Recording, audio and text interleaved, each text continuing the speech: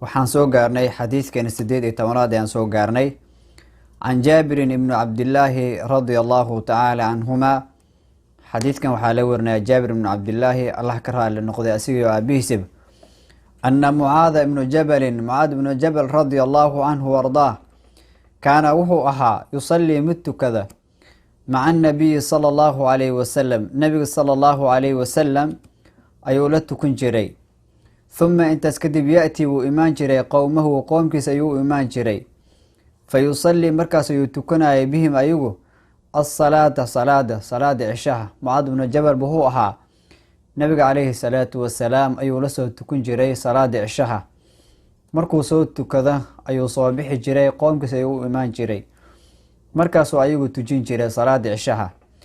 fa qara wuxuu akhriyay marka bihim ayagu albaqarata, suuratulbaqara ayuu akhriyey.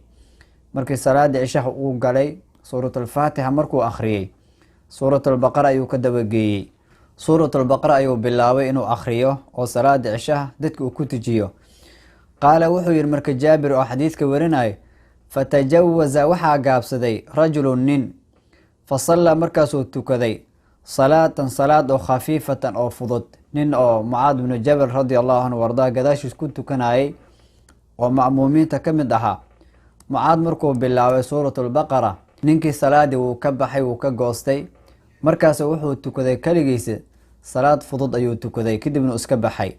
fa balaga waxaa gaaray daalika arrinkaas mucaad baa loo sheegay. waxaa la yidhi markii salaada aada gashay oo suuratulbaqara aada bilowday, nin baa goostay oo salaada ka baxay, kadibna keligiis ayuu tukaday wuuna iska baxay. fa qaala wuxuu yidhi Mucaad, innahu asigu munaafiqun, waa munaafiq wey, ninka salaada ka baxay waa nin munaafiq ah. fa balaga waxaa gaaray daalika arrinkaasi oo warkaas alrajula ninkii salaada ka baxay ayaa loo sheegay. waxaa yihi Mucaad ibnu Jabal munaafiq ayaa tahay ayuu ku dhahay wey. fa ataa markaas wuu imaaday ninkii weeye annabiya sala allahu calayhi wasalam, nabiga sala allahu calayhi wasalam ayuu u imaaday. fa qaala markaas wuxuu yihi yaa rasuulallah, rasuulka ilaahiyow, innaa anugu qowmun dad ayaanu nahay ama qoom ayaanu nahay, nacmalu waanu shaqaynaa biaydiina gacmehena aan ku shaqaysanaa, wanasqii waanu ku dhaansanaa waan ku waraabsanaa, binawaadixinaa oorteena, yacni maalinkii waana shaqeynaa, waxaanu nahay dad shaqeeyo oo gacantooda ku shaqaysta, xamaalito ayaan nahay. sidoo kalena waxaan ku dhaansanaa ama aan ku waraabsanaa awrteen, yacni markaa biyo aan rabno awrteen ayaan wadanaa, biyo ayaan kusoo dhaansanaa.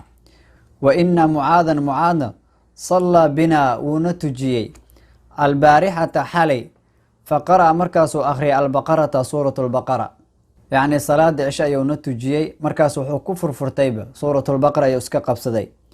fatajawaztu markaasaan gaabsaday, yacni salaaddii intaan ka baxay ayaan keligay tukaday oo waan gaabsaday, kadibna iska baxay.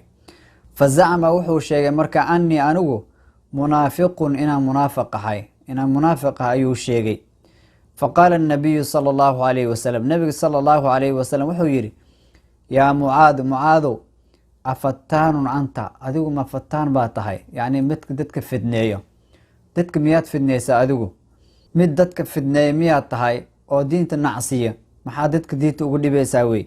3 jeer nabiga sala allahu calayhi wasalam 3 jeer ayuu kusoo celceliyey asigoo dhahayo, yaa mucaadun afattaanun anta, mucaadow adiga ma waxaa tahay fataan, yacni mid dadka fidneeyo oo diinta ka ceeriyo.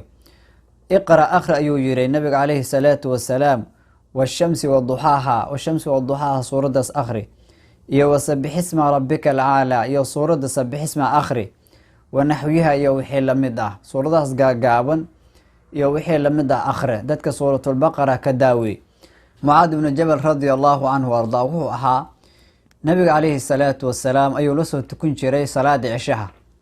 markuu soo tukado salaada cishaha ayuu kasoo tagi jiray, markaas wuxuu imaan jiray qoomkiisa ama dadkiisa meesha ay degan yihiin, markaas ayagu wuxuu tujin jiray salaada cishaha. marka habeenada ka mid ah intuu nabiga calayhi salaatu wasalaam uu la soo tukaday ayuu dadkiisa iyo qoomkiisa u imaaday. markaas wuxuu bilaabay salaada cishaha inuu tujiyo. faatixada markuu akhriyey wuxuu bilaabay suuratulbaqara inuu akhriyo, dadkii inuu ku tujiyo suuratulbaqara. waana xilli dambe dadkii ay daalan yihiin, asiga nabiga calayhi salaatu wasalaam ayuu la soo tukaday. kadib baa wuxuu u imaaday qoomkiisa, markaasa wuxuu bilaabay inuu akhriyo salaadii dhexdeeda suuratulbaqara. nin ka mid ah saxaabada nabiga calayhi salaatu wasalaam oo Mucaad radia allahu canhu ardaa gadaashi ku tukanayay ayaa salaadii ka baxay, iska goostay. yacni markuu arkay Mucaad bnu Jabal inuu akhrinayo suuratulbaqara ayuu aayarkii intuu salaadii ka goostay Mucaad ayuu tukaday, salaad iska fudud ayuu tukaday. yacni wuxuu soo gaabiyey qiraa'adii ayuu soo gaabiyey, kadibna iska baxay. Mucaad baa loo sheegay, waxaa yiri nin baa salaada ka baxay, kadibna kaligiis ayuu tukaday, wuu iska baxay. Mucaad wuxuu yiri ninkaas waa munaafiq ayuu yiri, waa munaafiq, ninkaas salaada ka baxay waa munaafiq.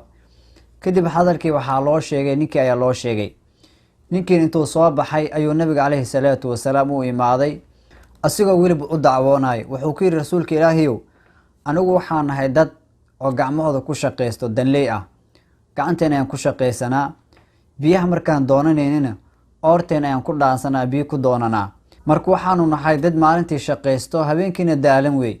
Mucaad bnu Jabalna xalay wuu na tujiyey, kadibba wuxuu bilaabay suuratulbaqara inuu akhriyo. kadib aniga waa ka goostay oo tartiibtii aan tukaday, waan iska baxay. markaas wuxuu sheegay Mucaad inaan munaafiq ahay. markaasaa nabiga calayhi salaatu wasalaam wuxuu yidhi, Mucaadow, adigu fataan miyaad tahay? yacni dadka miyaad diinta nacsiinaysaa? dadka waxaa la doonaya diinta in la jeclaysiiyo, in loo soo gaabiyo, loo naxariisto, aan lagu dhibin. adiga dadka ayaa diinta ka fidnaynaysaa, dadka ayaa diinta nacsiinaysaa. 3 jeer ayuu ku soo celceliyey nabiga calayhi salaatu wasalaam. kadib wuxuu ku yidhi, waxaad akhrisaa washamsi waduxaaha wasabbix isma rabbika alcaalaa iyo wixii lamid a akhre. marka lama doonayo qofka imaamka ah dadka uu tujinaa inuu salaada ku dheereyo, inuu dhibo lama rabo, inuu u naxariista ayaa la doonaya.